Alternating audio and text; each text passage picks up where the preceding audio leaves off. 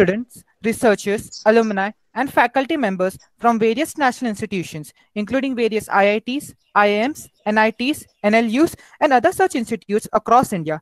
It focuses on bringing together the country's best talent and infusing in them a nation-first attitude. Think India has always felt a need to bind the students with a Indian nationalistic string to harness this part of national treasure in furthering the aim of national reconstruction. Without further ado, I would like to introduce our speaker, Mr. J. Sai Deepak.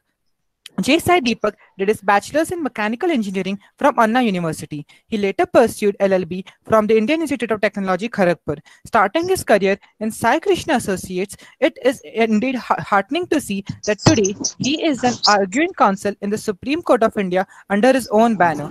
Over these years, he has specialized in matters related to civil, commercial legislation, intellectual property, competition law, indirect taxation, information technology, consumer protection, and drug regulatory laws. Some of his well-known engagements include the Tata Sons versus Greenpeace. He has also represented the state of Madhya Pradesh in the case pertaining to the cease in supply of basmati breeder seeds. Also an active blogger, he started The Demanding Mistress in 2010. He is also an active contributor to many newspapers and magazines like Swarajya, The Daily Guardian, The Times of India, and others. He is also the member of Indian Collective Trust. No introduction of Advocate Sai Deepak will be complete without talking about his most famous involvement in the case of Sabarimala, where he represented Lord Ayappa and more specifically Chetna and People for Dharma. As was widely reported, from an allotted time of 10 minutes at the Supreme Court, the Honorable Court listened to his arguments for over 2 hours. He is also actively involved in legal and social campaign on the issue of freedom of government control over temples. His argument for the assertion of right of deity is an eye-opening topic. May I now request J. Sai Deepak, sir, to begin with this address kindly. Over to you, sir.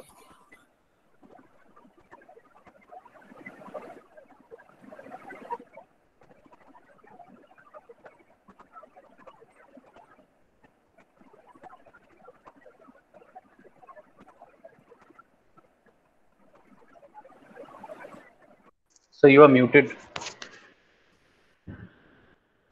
Sorry. Am I audible? Please let me know if there is any ambience noise which is coming in the way of audibility. Yes. Yeah, now it is okay. It's okay? Okay. Mm-hmm. Thank you for the introduction. I have one humble suggestion. As opposed to thinking of this as some kind of an address, lecture, or talk, or monologue, I'll try and keep this as interactive as possible. So I think we have about 1 hour 15 minutes, or about 1 hour 10 minutes. I'll try and keep equal time for question and answers, and perhaps more time for question and answers.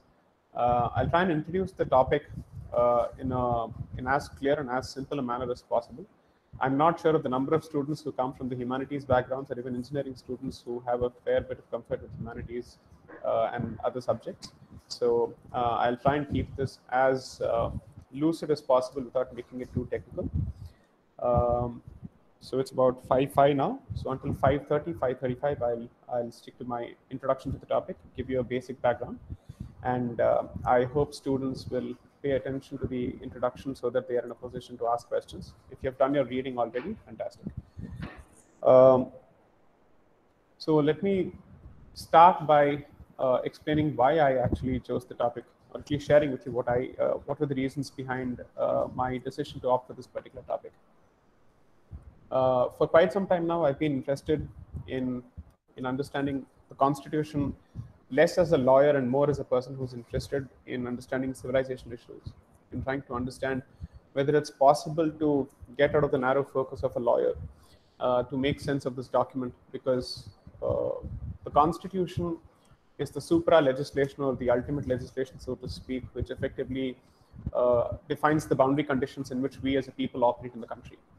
So the idea was to try and understand the significance of the Constitution as a document in the civilizational journey of Bharat. And that's one of the reasons that I tried to understand this document more as a civilizational document. But of course, you can't call a document a civilization document unless and until there is some kind of a basis for it. There is some kind of a support or a substantiation for that particular position. So I started reading up more about it.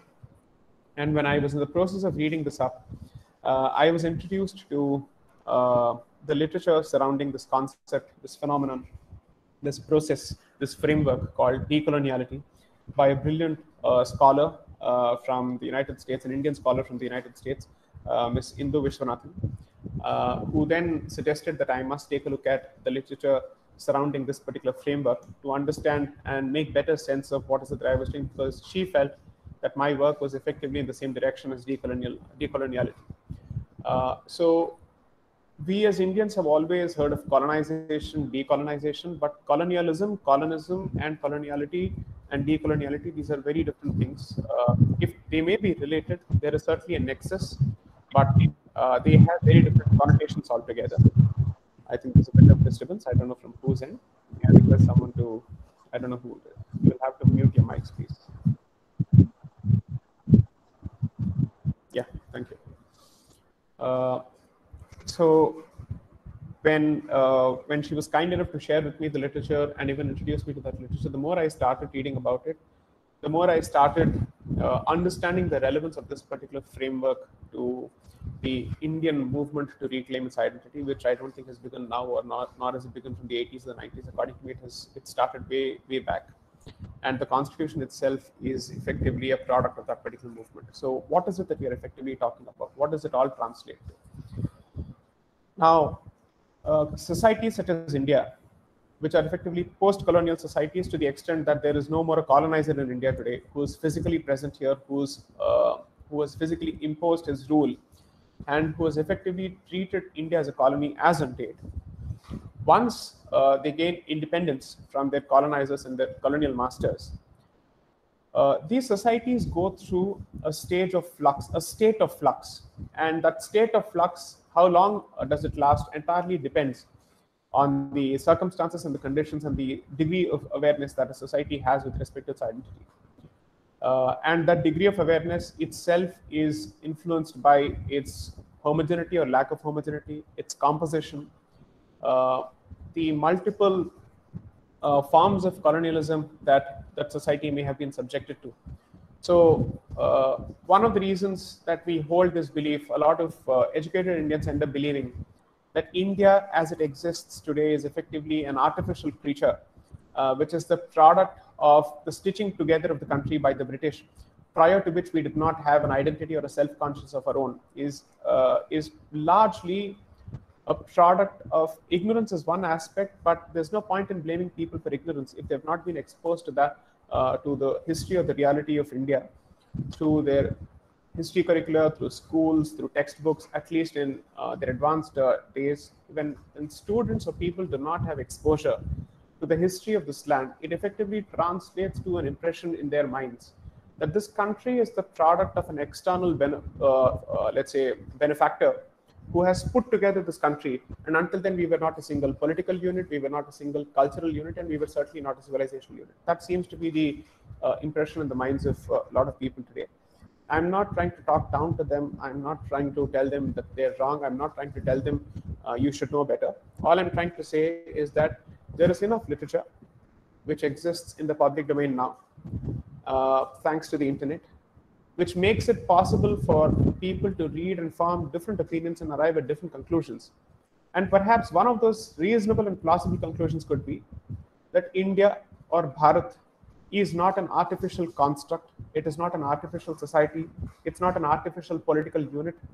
It has always existed as a single cultural civilizational unit for several millennia, not just centuries, several millennia, which is clear from its own sources, which is also clear from the manner in which people saw this part of the world, this particular geography, and how they understood that this particular geography has a distinct identity of its own. So one, there are sources which have their origins in India, then there are sources which have their origins abroad. But both these sources, when they look at this particular subcontinent, when they look at this particular geography, are very, very clear that there is something unique about this particular geography that makes it distinct, that distinguishes it from the rest of the world, not just in terms of the variety, not just in terms of the diversity, but the common unifying strand that effectively ties all these diverse identities and makes them one single unit. That's not the same as they're saying that they're one homogeneous unit. They are unified in a civilizational manner, but they have diverse expressions, but they ultimately trace their origins to a single thought or a single idea, which is the idea of Bharat. Now, the reason why this becomes relevant is a lot of post-colonial societies in Latin America, in Africa, and other parts of the world have managed to find their identities, or at least have managed to put together a particular course or a journey towards reclamation of their identity, so that their identity is not defined by the definition given to them by the colonial master. So that India is not defined by what the white British man thought of India, but it is defined more by its own voices, by its own sources, by its own traditions, by its own ways of life, and its own individual expressions of values. So that is something that effectively describes the sum and substance of this movement of decoloniality. There are several scholars of this particular thought process. Some of the widely known scholars, or at least one of the most widely respected scholar of this particular school of thought, goes by the name Walter de Mignolo, who comes from Latin America, who has written extensively on this particular subject. And he effectively started looking at this particular concept of decoloniality as an attempt by indigenous societies and post-colonial societies to try and reclaim their identity, and also reclaim their indigenous epistemology, which is their indigenous approach to knowledge, their indigenous approach to social organization, their indigenous approach to political organization. Because today, when we speak of the Constitution, when we speak of democracy, when we speak of secularism, when we speak of republic, when we speak of a parliamentary form of democracy or an electoral democracy, whether or not those thoughts or the seeds of those thoughts existed prior to the Englishman introducing to us, the fact remains that today we effectively see these values and these institutions as British imports or Anglican imports. And the definitions that we subscribe to when it comes to what is an ideal institution, how is it supposed to function, what constitutes a healthy democracy, all these ideas and all these thoughts effectively come from outside. I'm not saying therefore they must be rejected. I'm not saying therefore decoloniality translates to xenophobia, where you're supposed to reject everything that's foreign or alien. I don't think that's even the purpose or the object of decoloniality. The object of decoloniality is to effectively understand the process of assertion of the native identity by asking for itself the right to define who it is, the right to define what is right for itself, the right to define what is right and good for its society, and the right to define every value which the world takes for granted, not just define, sometimes even reject those values. Okay, so while there have been several movements across the world, I think there is very little attempt that has gone into understanding how India as a society has attempted to reclaim its definition, reclaim its origins, reclaim its consciousness as to who it is and where it comes from. Now, that process has been severely muddled, according to me, in identity politics. It has been muddled in a lot of insistence on pixelating certain aspects of history because it hurts minority sentiments or majority sentiments or whatever it may be. But there has been, there are very few scholarly attempts to actually look at how we have chosen to define ourselves, what is the basis of this country, if this is truly such an artificial construct which has been stitched together forcibly by the British, or let's say by the Constitution. Why is it that India has not seen as many armed rebellions to secede from this country? Given the size of its population, given the number of diverse dialects, the number of diverse identities, the number of diverse, let's say, features and whatnot, and ways of life, why is it that India is not at the brink of a civil war constantly in the last 72, 73 years of its existence as a modern independent republic, as a single political unit? The answer to that lies perhaps in 2 or 3 things. One, of course, by and large, regardless of which part of the country we speak with, there is an element of coexistence. But that element of coexistence is not the cause, but is the effect. The cause, perhaps, is the fact that we have lived together side by side, notwithstanding our individual expressions, for several generations, for several thousand years. And that is largely because we have interacted with each other. There is a distinct cultural unity. So when we speak of decoloniality, this is something that we must try and understand. But most importantly, what does that concept speak of? What does the concept refer to? The manner in which a country expresses itself in the most public manner possible, in the most visible manner possible, is the manner in which it arranges itself as a political unit, the manner in which it arranges its institutions of the state, such as the judiciary, the legislature, and the executive, and the manner in which it draws from its indigenous ideas when it comes to concepts of justice, concepts of truth, concepts of what is right and what is wrong, morals, ethics. So, for all practical purposes today, when we look at the Indian judiciary or when we look at the Indian legal system or the Indian political mindset, for the better part of the 70 years, it has believed in copying and imitating from Western institutions, as opposed to asking for itself whether there are enough and more examples, whether there are enough and more institutions and, let's say, thought processes which India can draw from and which India can use to build its own institutions. So whenever we think of India, we effectively see it as an independent country which still has its own.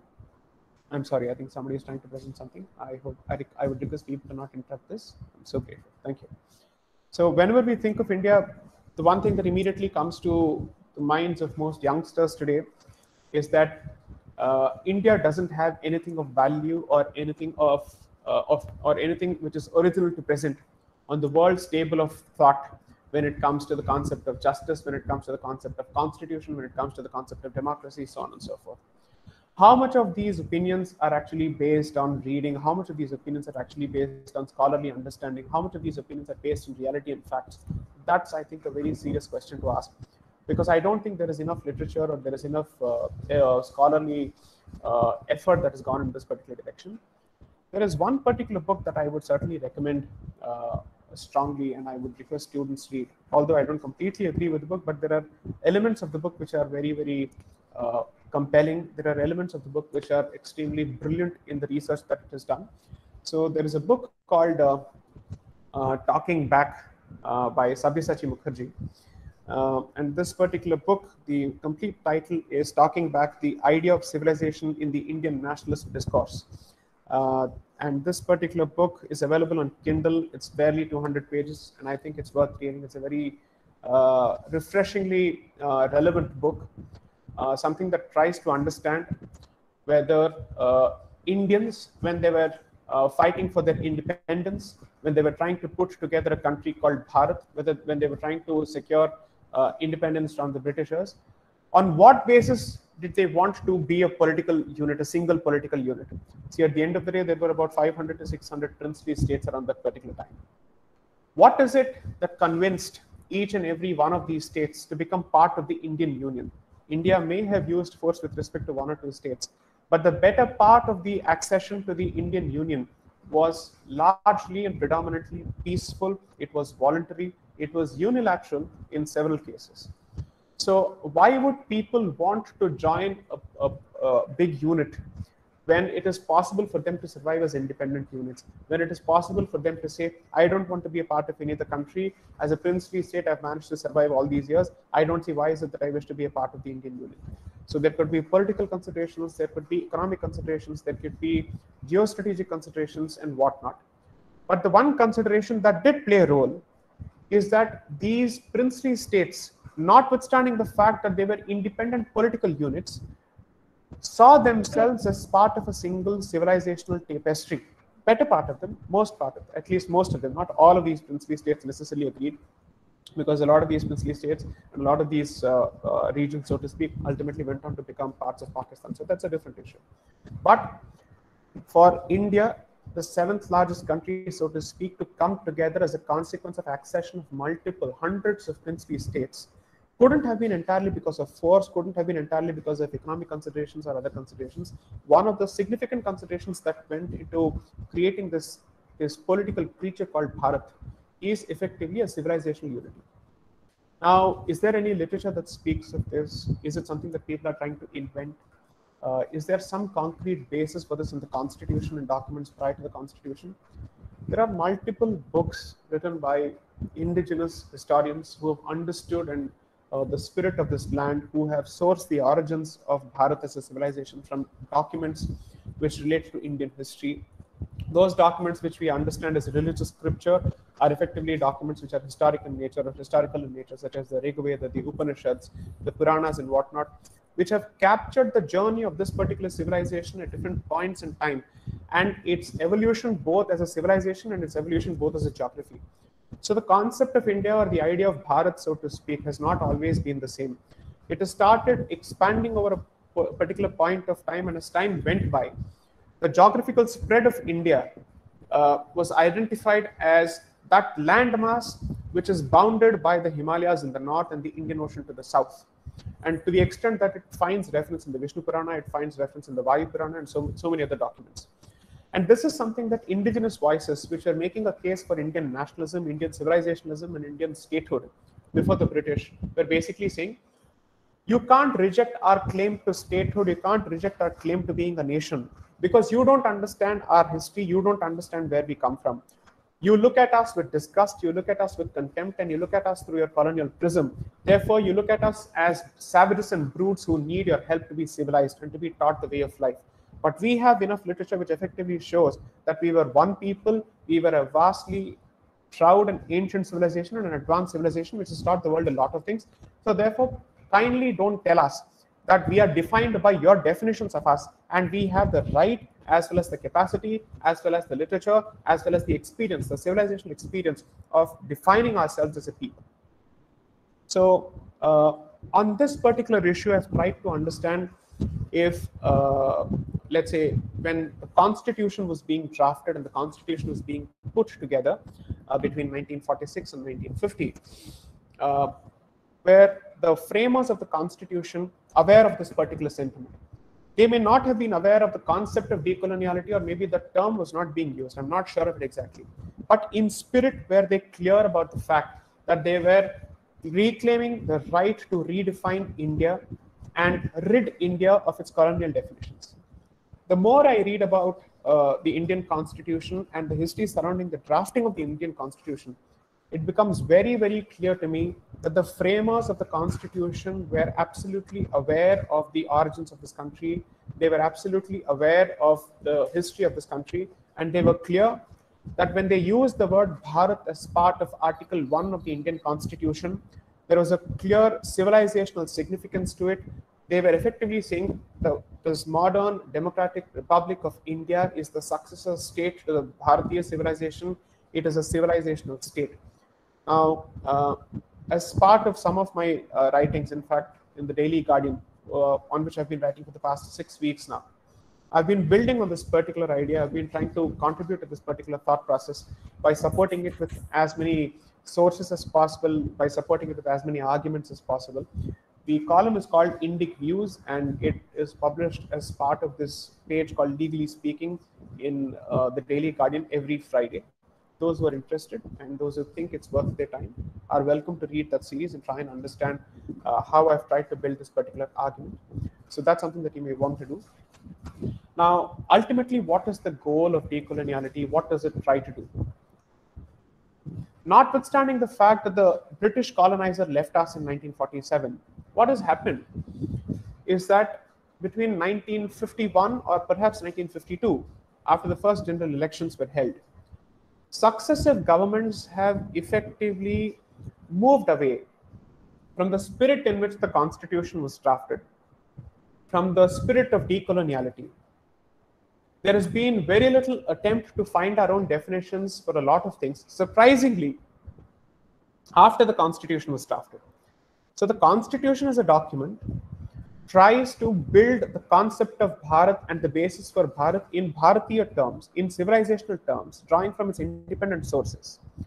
But successive establishments which effectively led the Indian state, so to speak, which represented the Indian state and the Indian government specifically speaking, has put very little effort, be it in terms of drafting of history curricula, drafting of policies, to draw from indigenous jurisprudence. When it comes to environment, when it comes to concept of gender justice, when it comes to concepts of social justice, when it comes to concepts of, let's say, industrial policy, when it comes to approach to trade, entrepreneurship, geosecurity, national security, armed forces and whatnot, since, I mean, how many of us can confidently say that Bharat is relying on its own schools of thought to actually craft policies in each of these areas?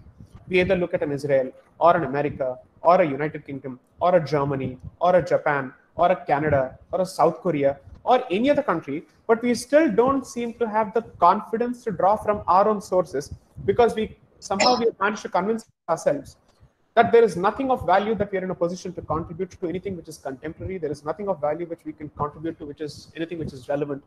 That there is no way that we can apply those thought processes to current day problems. What is even surprising, let me give you perhaps the most brazen and blatant example during the pandemic, which I think people can Google and find out. The Chinese have confidently used Chinese schools of medicine to tackle the pandemic. They have gone ahead and employed their schools of medicine at a nationwide scale to deal with corona. But how much of an effort do you see coming from the Indian government, notwithstanding whatever it calls itself, whichever party it may come from? I don't think they have the confidence or the vision or the depth for it. How many of these people have actually given support to the Ayurveda School of Medicine, the Siddha School of Medicine, the Unani School of Medicine, or homeopathy, or whatever it may be? An entire ministry called the Ayush Ministry was set up under the previous government, under the Congress government, so to speak, under the UPA government. However, so far we have not seen an active push for indigenous medicine, even in the times of a pandemic, when my reading of the literature and my discussion with experts, subject matter experts, tells me that even for a normal fever, there are close to 5,000 to 6,000 compositions in Ayurveda, recognized compositions which can be used to treat various forms of fever. And when, apart from Ayurveda, you have several schools of Indian medicine, why hasn't the Indian government deemed it fit to actually use those schools of medicine to deal with corona? According to me, it is not just lack of wherewithal, it's not just lack of capacity or resource. Fundamentally, there's a problem in the mind space with respect to the confidence with which you can fall back on your own sources. That is also because we have systematically killed our indigenous schools, our indigenous ways of teaching. We have systematically killed an entire epistemology, an entire form of production of knowledge and dissemination of knowledge, because that entire system has been hijacked by caste politics. Every time you discuss the concept of an ancient Gurukula, it is inevitable that you find yourself discussing caste politics. I'm not saying that a discussion on caste politics is wrong, because if there is something that was wrong and if there are aspects of it which needed to be addressed, it should have been addressed. However, what we have done is that we have thrown the baby out with the bathwater, which is to say, if the system has a problem, don't just work on the problem, destroy the system altogether and kill the system altogether, to the extent that there is no trace of the system altogether in this country. It has been pushed to the brink of extinction. So the one thing that we don't ask ourselves is that when we did not have all these tools of architecture, all these advanced mathematical concepts which civil engineers use today, how did these people manage to create all these wonderful examples of architecture, not just in some part of the country, across the country? And there seems to be a civilizational unity with respect to the architecture across the country. They seem to draw from the same set of sources. Somebody draws a Sagar Manthan in the north, and there is a Sagar Manthan in the south. Somebody depicts Mahabharata in the north, there is Mahabharata in the south. Again, in the east and west, there is some kind of a similarity. So the point is, this civilization has been talking to itself. Several parts of these civilizations have been talking to themselves.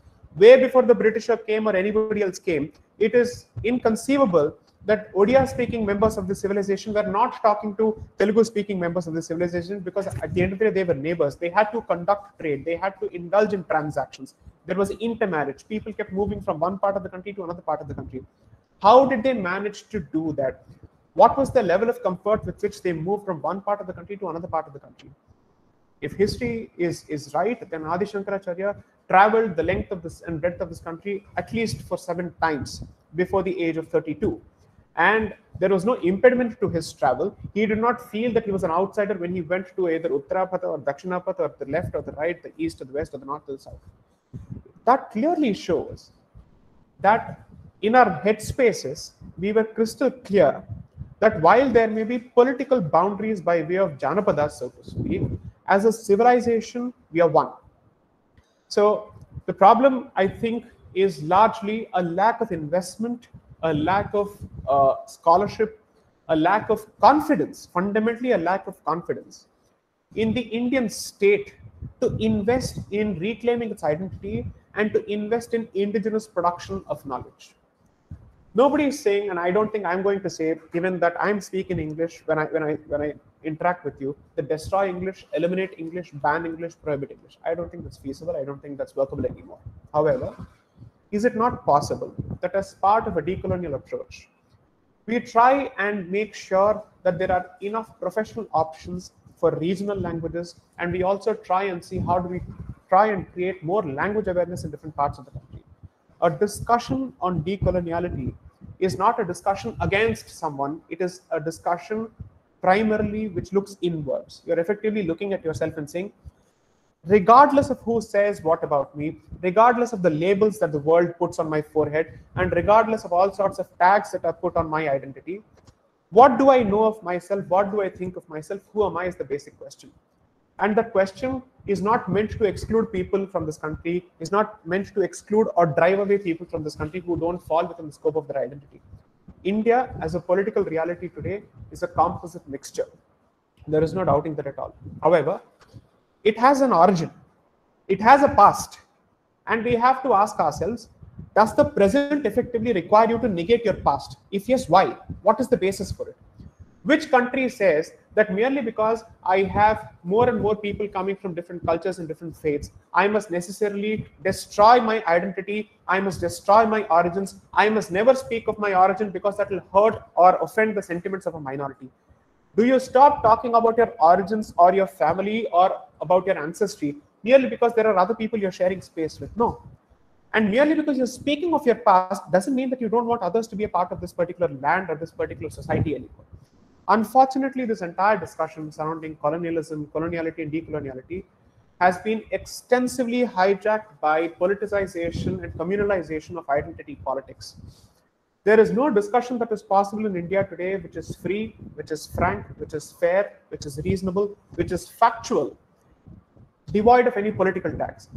I'm going to be accused of saffronism, I'm going to be accused of fascism, I'm going to be accused of majoritarianism, I'm going to be accused of everything under the sun, as opposed to trying to understand the central point that I'm trying to make, which is all those who respect this land's civilization and all those who wish to be a part of this country in a peaceful way are welcome to be a part of this country. However, kindly do not take away the right of the native to effectively say, this land has a certain origin, its culture has a certain origin, there is a culture that has taken birth in this land, and therefore there is something called as a native culture, and there is no reason to run away from it, because to evade that, to escape that particular idea, to evade that particular argument is nothing but intellectual dishonesty. So these are certain things which a discussion around decoloniality throws up.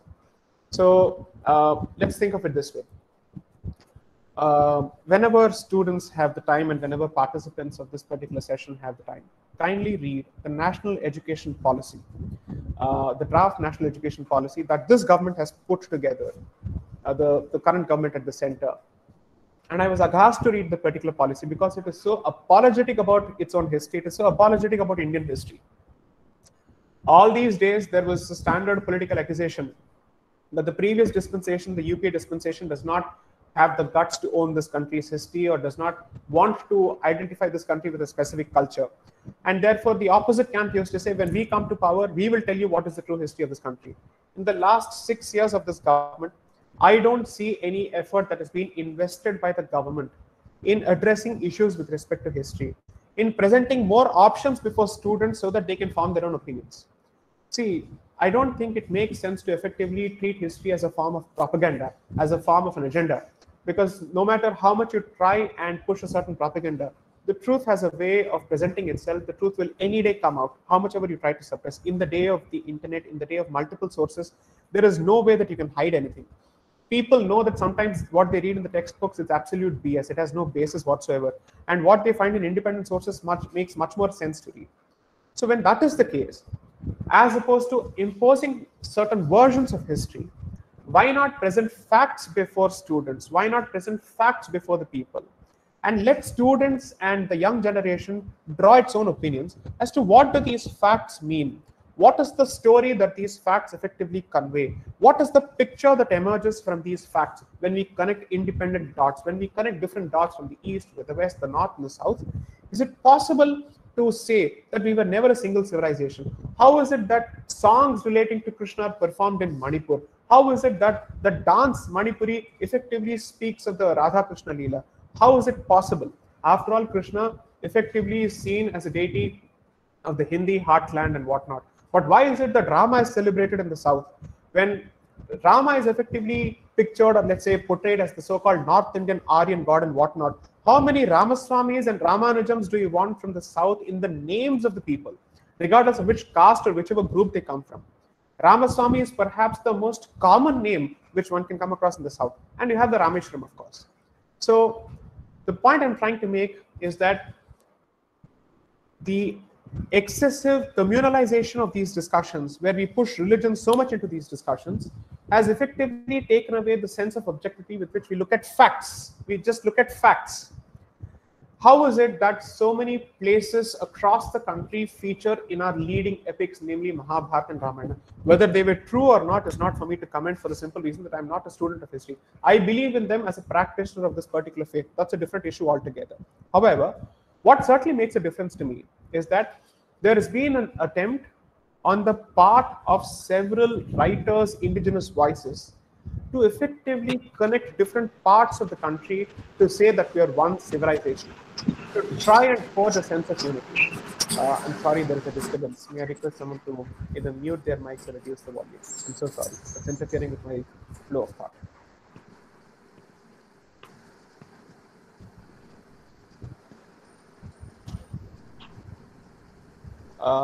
Manu Gupta, I think, will need to. I'm so sorry.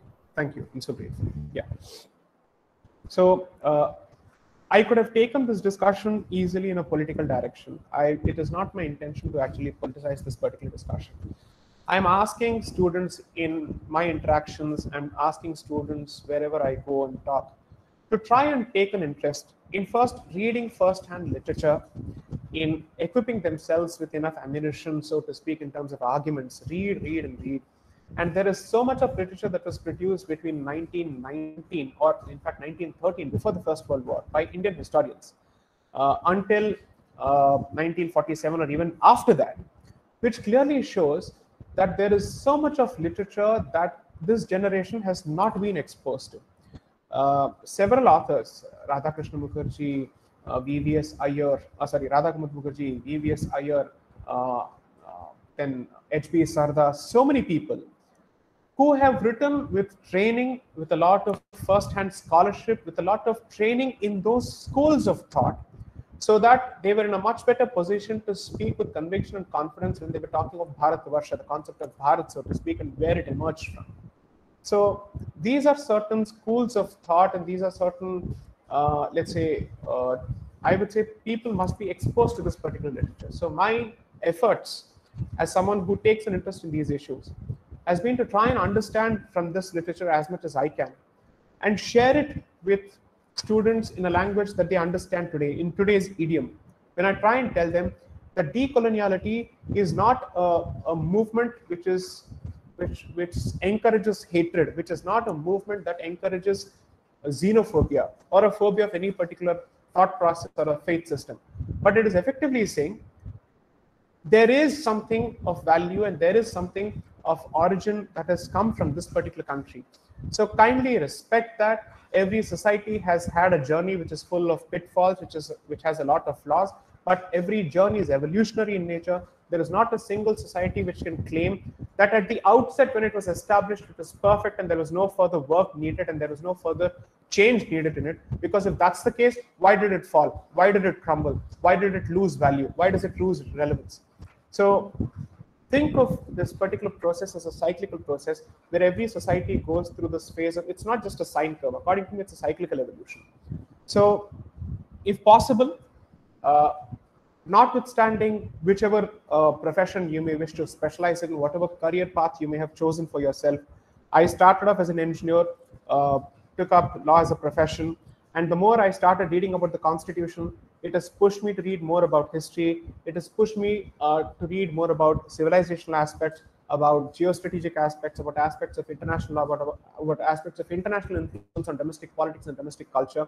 So it's impossible in my profession, despite my standing as a commercial lawyer and as a constitutional lawyer, to not read anything outside of the law, because at the end of the day, law represents a certain thought process of a certain culture in terms of what is right and what is wrong, and what is legally permissible and what is legally impermissible. Therefore, it is impossible to separate a legal question from a historical question, from a social question or a political question. So that's been my limited training so far. I've been in the profession for 11 years, but this realization has happened only over the past 5 or 6 years. So I'm trying to share that realization with as many students as possible, asking them or urging them and requesting them to read much more than their comfort zones. Just because you have a point of view, please don't limit yourself to reading only those points of view or those authors who endorse your point of view. Try and read literature that comes from the opposite point of view. See if there is a way that you can try and build a common ground. Because let me try and be a bit provocative here, and if it hurts your sentiments, that's okay, because I think that's the effect of free speech. I think campus politics and discussions on campuses have become extremely monochromatic over the last 15-20 years. People don't want to engage with each other. When somebody tries to air a certain point of view, he's gagged, he's shut up, he's isolated. It is effectively like operating with a kind of an academic mafia. Pardon me for using this language. I'm trying to say, please don't make these mistakes of the previous generation. Talk to each other, whether you think a certain theory is founded or unfounded, whether you think that a certain concept has relevance or not. Don't let your opinions prevail over facts. At least try and read, at least try and marshal as many factual basis for your position before you finally say, yes, I've arrived at it. Because you see, at the end of the day, even scholars who have been spending their entire lives and livelihoods dedicated to this particular work have not been able to come at a clear-cut conclusion, or have not been able to confidently say, yes, this is it, this is final, because it's work in progress.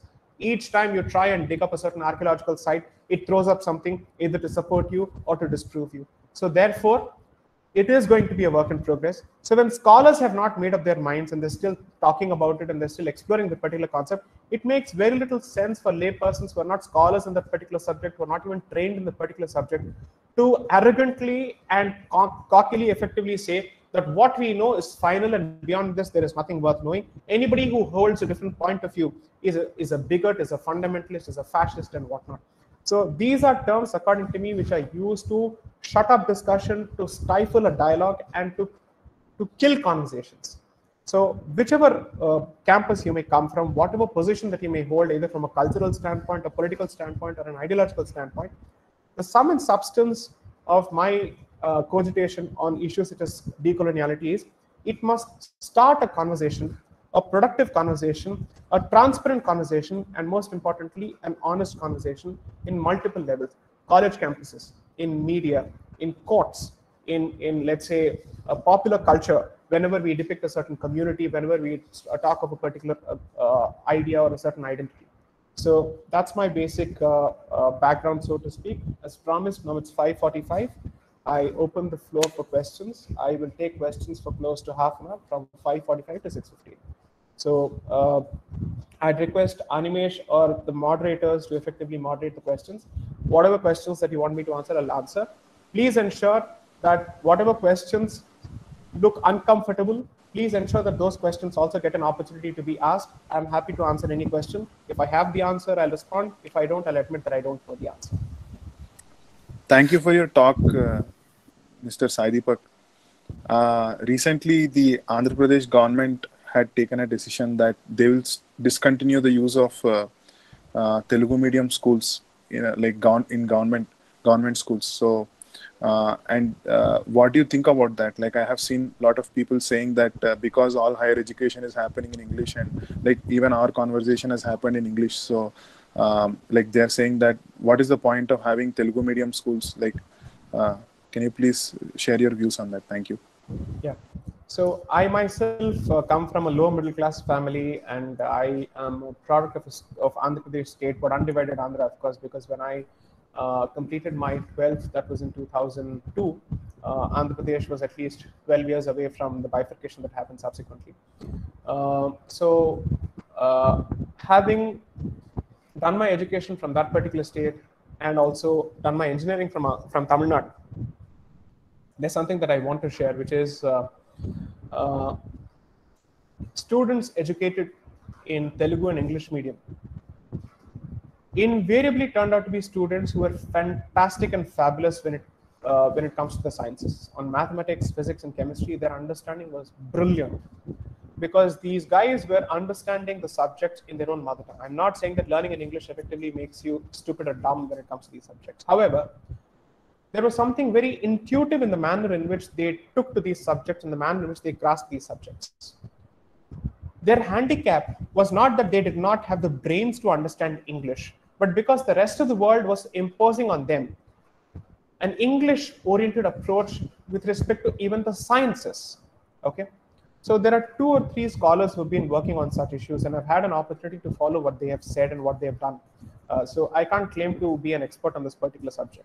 So Professor C.K. Raju and Mr. Sankrant Sanu, both these people have been advocating for a change in the language policy. Apart from a change in the language policy, it makes very little sense to merely change the language. I'll tell you why. Changing the language policy would mean that what you learn in English, it gets translated to Telugu or whichever mother tongue that you speak, and ultimately you learn the same thing in your mother tongue.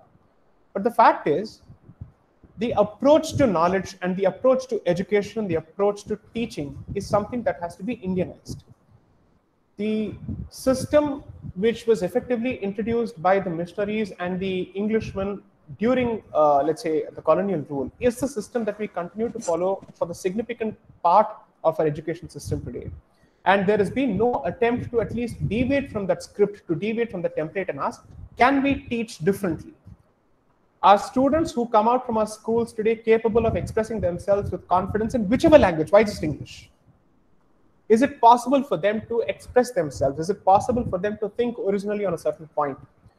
I think that language plays a huge role in it, and it would be a mistake to kill the native medium of education or the native languages in which education is taught.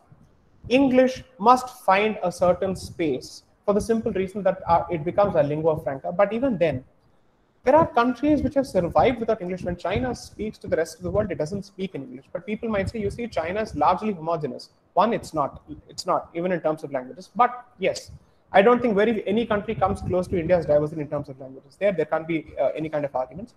Perhaps you compare yourself with Europe in terms of saying, they don't have one single language. They have managed to translate each other's works. They talk to each other. What is it about India that makes it impossible for us to think that we can't have professional courses being taught in our native languages, that there is no room for it? Not every person necessarily goes abroad to practice. There are so many doctors and teachers and lawyers and professionals who work in tier 2 cities and tier 3 cities and in cities which are not exactly urban. Is English relevant for all of them? Why just in rural centers? Please come to Delhi. If you come to Delhi, go to the district courts. Please tell me if English is respected or even valued in district courts in Delhi. That is not the first language, that's not the language of first choice. It's either Hindi, that's the language in which they speak. If you go to the district courts of Maharashtra, or the district courts of Tamil Nadu, or the district courts of Andhra Pradesh, English is not necessary. In fact, it's even looked down upon. If you speak in English in those courts, they'll effectively say, where does this guy come from? Who does he think he is? Okay. So the professional relevance of native languages continues to be applicable in certain fora. I think the greatest casualties would be the engineering streams and the medicine streams, where native languages have been completely wiped out from the scope of relevance. They don't figure at all. They don't feature at all. So there has been no attempt. So language policy is certainly important, but knowledge policy is the larger universe within which you must locate language policy. Left to myself, or at least given a choice, I would basically say our students must have the option of learning professional courses in at least 2 languages, either in English or a language of their choice, which is, let's say, the native language, hopefully. And they must be comfortable with a 3rd Indian language, so that they know more than one Indian language. They're familiar with that, because that's the way you integrate a multilingual society. That's the way you bring together multilingual people. Otherwise, the division of the country on a linguistic basis has already done a lot of damage, where we now have separate linguistic identities. There is not a single princely state which had a single linguistic identity, largely speaking. There could have been certain exceptions. But because of multilingual populations which were within those political borders, people and administrators were expected to be comfortable with a lot of languages. I come from Hyderabad. There is a huge Marathi population. There is a huge Kannada population. There is a Malayalam there is a huge Kerala population, Tamil population, and this is effective. And Gujarati, Sindhis. It's a cosmopolitan city because the erstwhile princely state of Hyderabad had a huge population coming from different parts. All of them were under the Nizam. So by default, the language that you get to hear in Hyderabad is very, very different. So, or for that matter, even if you look at the political territories of the Madras presidency, from Odisha to parts of Andhra Pradesh, to parts of current day Tamil Nadu, to parts of current day Kerala, to parts of current day Maharashtra, or even Karnataka, these are parts of the Madras presidency. Is it possible that these presidencies were entirely run on the basis of one language? You go even further. The Vijayanagara Empire was not known for either Telugu or Kannada alone, multiple languages in fact, right? Krishnadevaraya is equally, let's say, co-opted or adopted by people from the Telugu side and people from the Kannada side. So the point I'm trying to make is a monochromatic approach to language and one particular state having one particular language is largely the product of independent India. That's not how we have functioned as a civilization.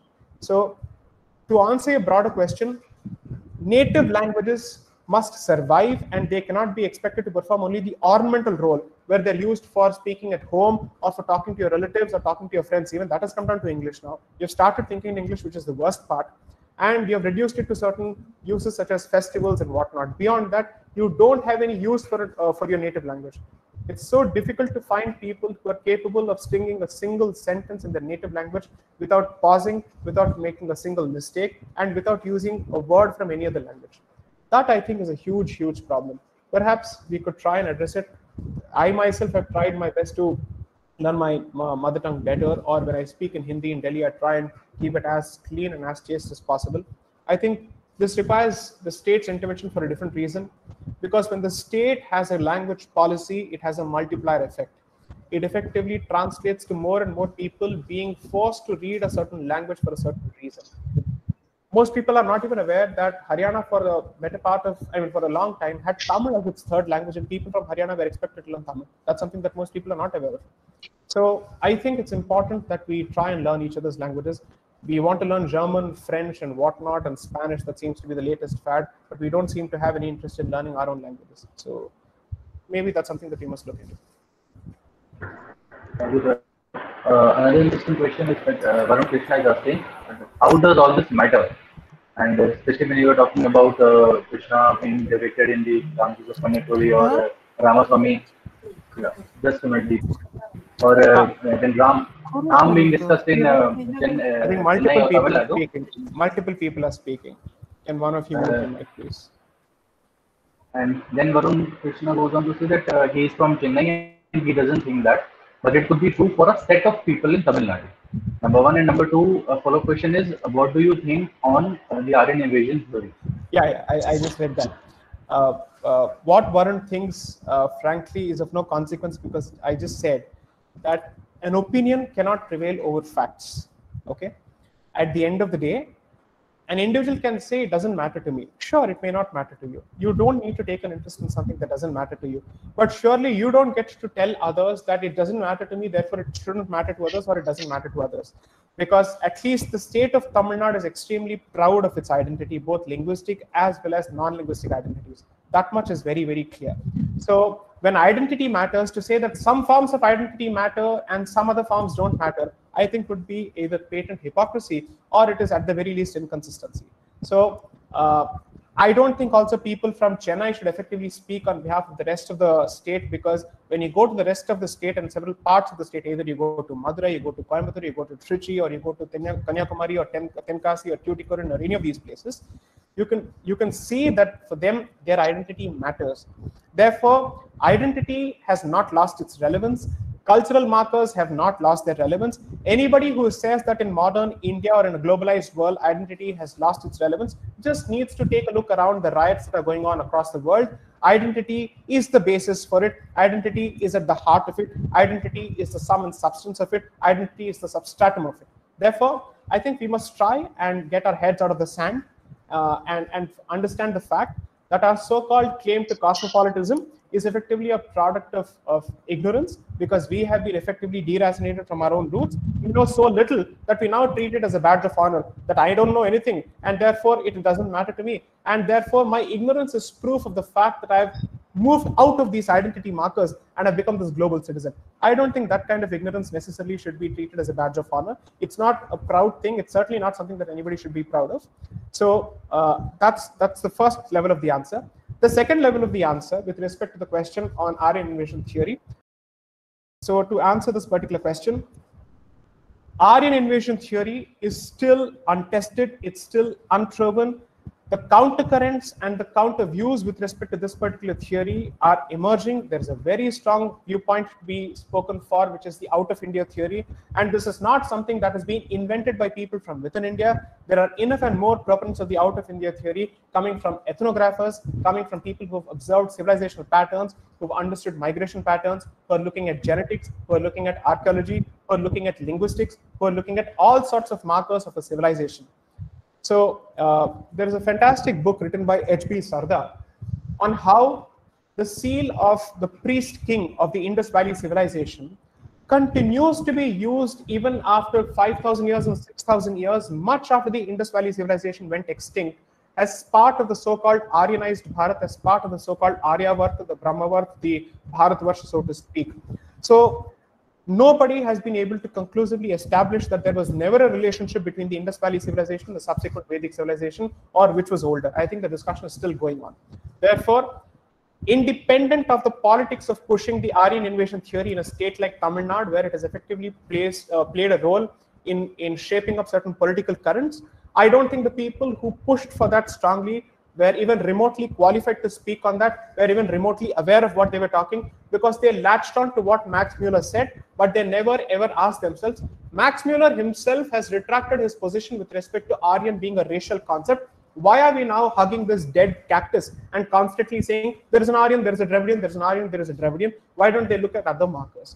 So I'm not going to say that this is right or that is wrong, because frankly speaking, I think the jury is out in the open as far as which theory is valid. But if you really want to push a yet to be proven Aryan invasion theory in the political discussion, and you effectively want to push it even as part of a caste-related discussion, then I must respond to it by saying, if that is fair game according to you, then all the literature that effectively goes against the Aryan invasion theory is also capable of being hurled back at you, and for it to be flung back at you to ask you, how much do you really know about what you're talking about? Or are you simply quoting from third-party sources? Are you quoting from secondary propositions without even having read those propositions? Are you even qualified to speak on genetics? Are you qualified to speak on linguistics? Are you qualified to speak on migration patterns? If not, I think you must wait for a final opinion, or you must at least say that this is still unproven, this is still untested. If you lack that humility, then effectively you're pushing a political propaganda or a political agenda. Next.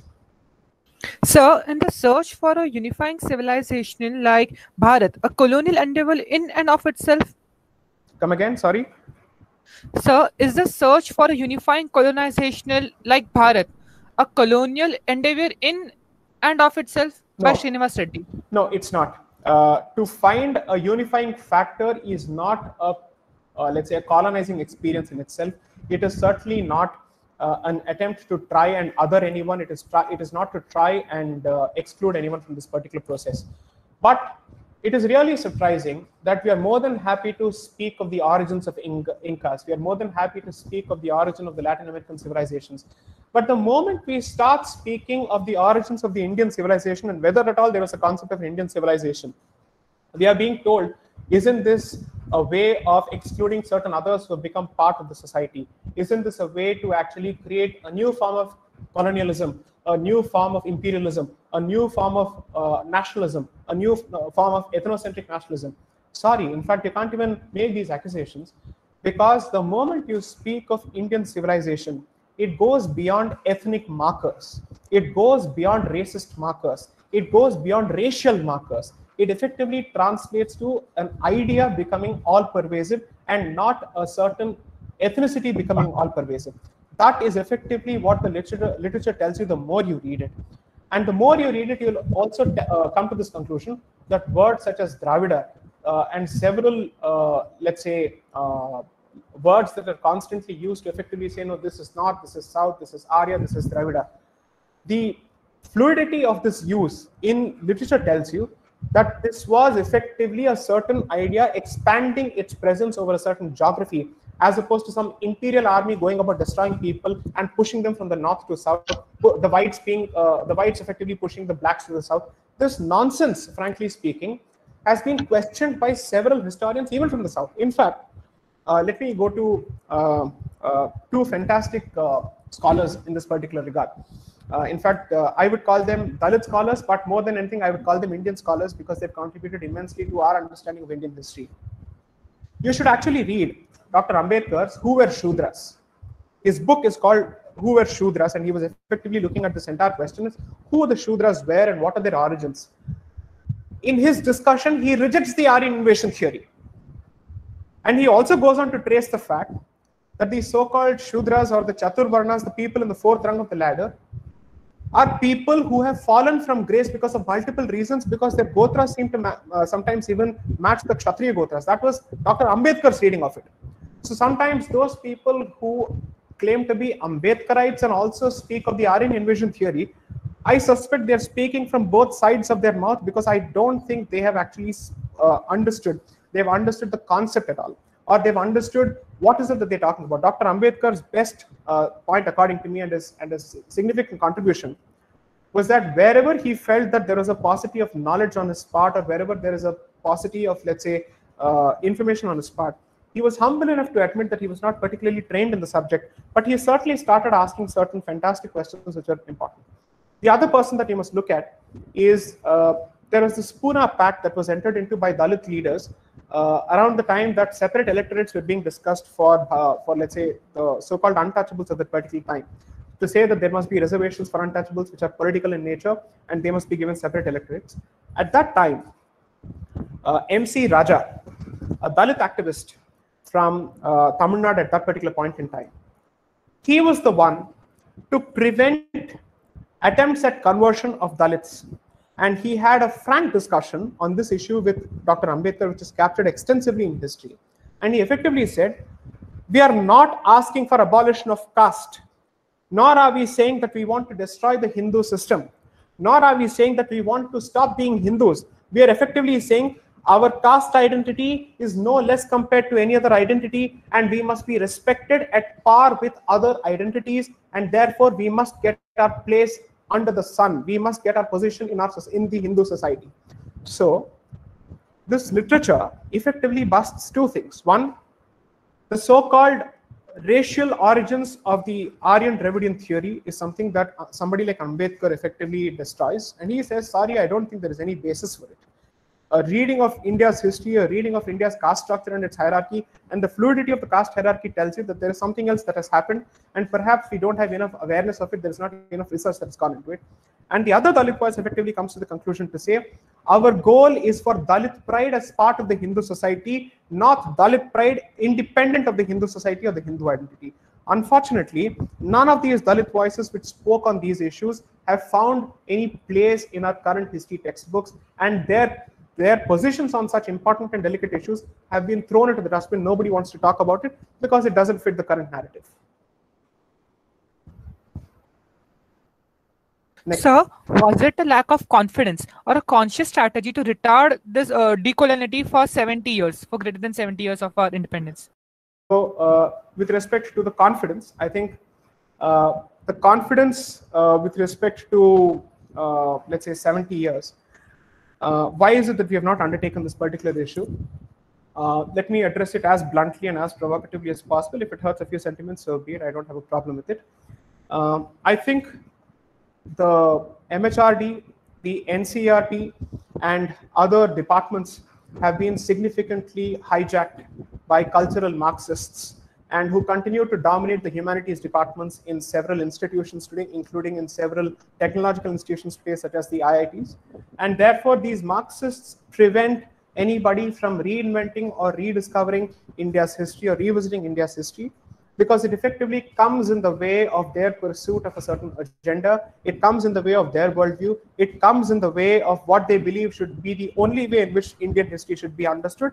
I reject that approach completely. The Marxist way is not the only way, and I certainly don't agree that the Marxist way is the right way. Whether it is right or wrong is for future to decide, but others have their right and must be given an opportunity to present their positions with respect to history. For 70 years under the Nehruvian secular or socialist dispensation, not even secular, that was remotely secular, the Nehruvian socialist dispensation, no other institution, no other point of view, no other let's say school of thought has been given an opportunity. So those people who speak for dissent, who speak for free speech, who want freedom of expression and diversity of thought, should be the first ones to give other points of view an equal opportunity to be presented. Let the public draw its own conclusions. Let people examine the validity of these positions. However, that can't happen as long as you remain the guardian of the gateway who prevents people from having access to any of these institutions or portals. That is effectively what has happened for the last 70 years. Next. So when everyone is fine while protecting our linguistic heritage, for example, Tamilians want to protect their language. Right. No one calls them anti-India. There are non-Tamilians in Tamil Nadu. That doesn't mean Tamilians who don't want to protect the language are anti-non-Tamilians. I'll try and answer your question. I hope I have a question. See, the thing is, the people of Tamil Nadu, frankly, are extremely open-minded people. They are immensely proud of their language, as anyone else should be. There's nothing wrong with it. And I think merely because they say that at least in our state, Tamil must get the right of preference, that must be the first language that people understand, there's nothing wrong with it. However, I think people have seen through the hypocrisy of political leaders where they insist and they expect their children to learn English and Hindi and whatnot, but they don't want Tamilians to learn other languages. It has come to a point where Tamilians have to find opportunities of employment outside that state. Therefore, if not, let's say, ideology, at the very least, commerce and requirements of opportunity, or let's say requirements of employment, are forcing you to learn different languages. And the more they start coming out of the state and they start interacting with outsiders, the more they realize that what is wrong in learning a certain language. I am not going to support imposition of any one particular language on anybody at the expense of any other language. But at the end of the day, if you live in India, at the very least, you're expected to know more than one language. That's the benefit of being an Indian. That's the advantage of being an Indian. Especially if you're from a city like Hyderabad, or if you're from a city like Bangalore, at the very least, you will know 2 to 3 languages. Kannada, Tamil, Telugu, Hindi, whatnot, you will have to learn it. There's no other option at all. So I don't think there's anything wrong with it. Please do understand that there are several people of non-Tamil origin, the Gujaratis and the Saurashtrians who have lived in in Tamil Nadu for such a long time, that they're much more comfortable with Tamil as a language than their own mother tongues. Okay? And they themselves feel that this is a language that must get its due. So there's nothing wrong with it. The problem, I think, what has happened over a point of time is that the Aryan invasion theory and the Aryan-Dravidian divide, so to speak, has now translated, and for the very long time, in fact, since 1950s when the anti-Hindi agitation started, has effectively become, or it has manifested itself even in the language sphere. So, therefore, while there are certain concerns which are legitimate about vanishing presence of native languages, I don't think that is effectively reflected in killing an interest in any other language or in saying, let's not learn any other language. That is something that I will never stand for. However, the question that we should perhaps be asking is, what has the state government of Tamil Nadu done over the years, apart from having certain symbolic days to say this is the World Tamil Day and whatnot? What have you done to offer professional courses in Tamil Nadu in Tamil? What have you done to ensure that state government hospitals which have doctors are effectively people who understand Tamil as a language and who have understood medicine in Tamil? What have you done? What kind of impetus has the state of Tamil Nadu given to the Siddha School of Medicine, which effectively traces its origins to Tamil Nadu and Kerala for the most part of it? Why is it that we don't ask these central questions? The moment you create a professional or an economic incentive for the use of a language as part of somebody's profession, you make sure that that particular language has longevity, you make sure that particular language has currency, you make sure that that language continues to live in several spheres. That is the reason why English is so alive in India. So that is something. Anybody who wants to protect that particular language should take these real steps. What is the point of constantly whining or cribbing about Hindi when there are real steps that you as a state government can take to improve the status of your own language in that particular state? What have you done? So taking a position which is adversarial and pits you against the rest of the country makes very little sense when there is so much within your power that you can do. Why is it that you have not done? You've gone to the extent of at one stage under another, they wanted a separate country altogether. That was atrocious. That was a secessionist movement and a secessionist claim which I can never stand for. And after that, what have you done? How much have you done to improve it? So every year they come out with 1 or 2 SOPs. We will give a certain cess or a rebate on entertainment tax for movies which have titles in Hindi or in Tamil and not any other language. That is just symbolism. Beyond that, you have to do something more. So I think this is something that can be argued till the cows come home. All I'm trying to say is that if you're serious in your intent and you're committed to protecting your language, there is a lot that you can do without effectively alienating any other language. There is a lot that you can do without necessarily mocking any other language or people who speak that particular language. We are a part of the same country. There is no point in mocking each other's languages. Professor Bhaskar Datta asks, how will you suggest mainstreaming indigenous therapies in our educational pedagogy? We seem to vacillate between trying to completely justify or align these along Western scientific paradigm or make balanced exaggerations that are not claimed as such either. The essence of many indigenous forms of medicine gets lost in such politically colored discourses. See, at the very least, when it comes to certain forms of medicine, I would suggest that we approach it as a system of knowledge independent of any religious views. There's no denying the fact that there could be religious aspects to it, because at the end of the day, mathematics has its own form called ethnomathematics, where the influence of religion or Christian thought on mathematics is discussed. The influence and impact of, let's say, non-Christian thought on mathematics is influenced. Why is it that the concept of shunya is effectively related to the Indian school of thought? There are certain aspects to it. However, when it comes to Ayurveda, when it comes to, let's say, Siddha or other forms of Indian medicine, I think there is a huge bias because of our attachment to the allopathic form of treatment and allopathic form of medicine for generations now. Okay? And there are several misconceptions in our head that allopathic medicine is the only form of medicine and every other form of medicine is the alternate form of medicine. So that is problematic, that the native school of medicine has become the alternate form of medicine. Going back to the Chinese example, something that you might want to search, look up and read up on is that practitioners of Chinese school of medicine are allowed to treat people if they are diagnosed with corona at the same level and with the same extent as, let's say, an allopathic practitioner. Whereas an Ayurvedic practitioner in this country will have to go through 100 different protocols before being able to treat someone who is displaying signs of corona. And he is in fact almost expected to refer that patient who has come to him voluntarily to an allopathic doctor. That means an Ayurvedic doctor or an Ayurvedic Vaidya, a practitioner, is expected to treat herself or himself as a secondary practitioner of a secondary form of medicine, notwithstanding the fact that that is the native form of medicine. Imagine, that's the ignominy that they have to go through in this country. Okay? There will be, the funny part is, or the irony is, other countries which see value in Ayurveda will effectively exploit it, will commercialize it, and will mainstream it, and we will be the ones to effectively wonder, oh, now here goes another Indian form of knowledge into another Western entity. Nobody else is to be blamed for it. We are the ones who are to be blamed for it. So there is a huge political disincentive that is supported by a pharmaceutical disincentive, wherein nobody wants to see Ayurveda or other forms of Indian medicine become mainstream. And the ones who are genuinely interested in it are outnumbered, they are in the minority, and they have to face a lot of troubles from the ecosystem, from the establishment, regardless of who is in power. It doesn't make a difference who is in power. Ask yourself, we have constantly spoken of a need for a vaccine for corona, but we have never asked, why is it that the government is not doing enough to push the Ayush mechanism and the Ayush ministry, so to speak, to come out with indigenous cures for corona? At the very least, There are any number of ways of prescribing compositions to improve the immunity levels so that people don't contract corona the way they are currently and the pace at which they're currently doing.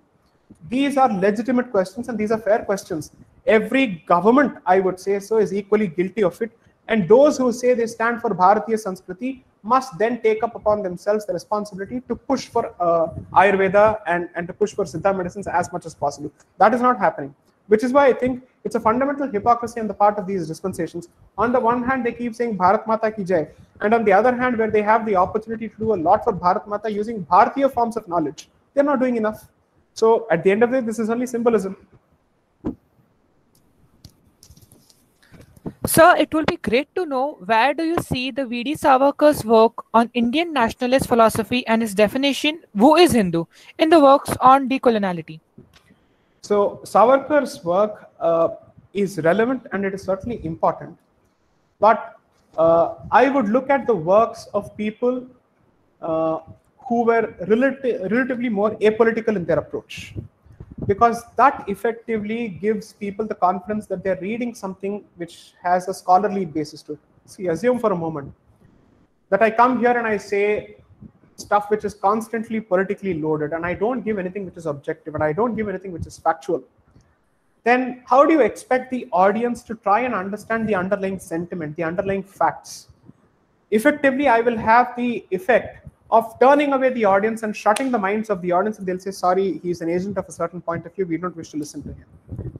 If you want to include more people in a discussion, if you want to include more people in a certain conversation, I think the conversation must happen with more emphasis on facts, with more emphasis on honesty, as opposed to taking the entire discussion in a negative manner. I'm not saying Savarkar is guilty of taking the discussion in a negative or a polarizing manner. However, I'm trying to say when there are other more scholarly sources which can help you arrive at a more informed conclusion on the very same issue, I would perhaps read Savarkar as a part of all this literature, but I will not make Savarkar the cornerstone of my knowledge and understanding on this particular issue.